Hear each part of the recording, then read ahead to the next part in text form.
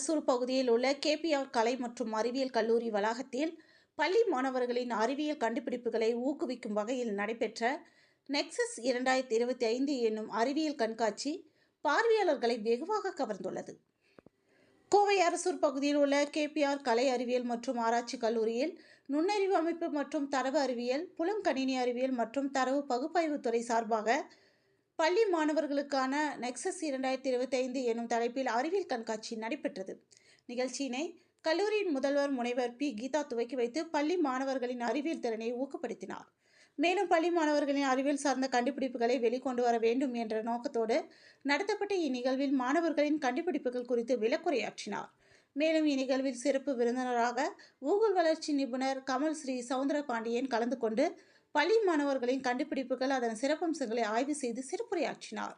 தொடர்ந்து நடைபெற்ற நிகழ்ச்சியில் மாணவர்கள் கண்டுபிடித்த புதிய அறிவியல் கண்டுபிடிப்புகள் காட்சிப்படுத்தப்பட்டது. இதனை சிறப்பு விருந்தினர்கள் மற்றும் துறை சார்ந்த நிபுணர்கள் பார்வையிட்டு ஆய்வு செய்தனர்.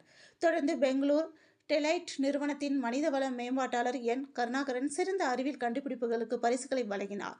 இந்நிகழ்ச்சியில் 375க்கும் மேற்பட்ட பள்ளி மாணவர்கள் தனியாகவும் குழுக்களாகவும் கலந்து கொண்டு தங்களது அறிவியல் படைப்புகளை காட்சிப்படுத்தினர். மேலும் இந்த நிகழ்வில் மாணவர்கள், பேராசிரியர்கள், துறை தலைவர்கள், கல்லூரி அலுவலர் நிலை பணியாளர்கள் என 1000க்கும் மேற்பட்டோர் கலந்து கொண்டு பார்வையிட்டனர் என்பது குறிப்பிடத்தக்கது.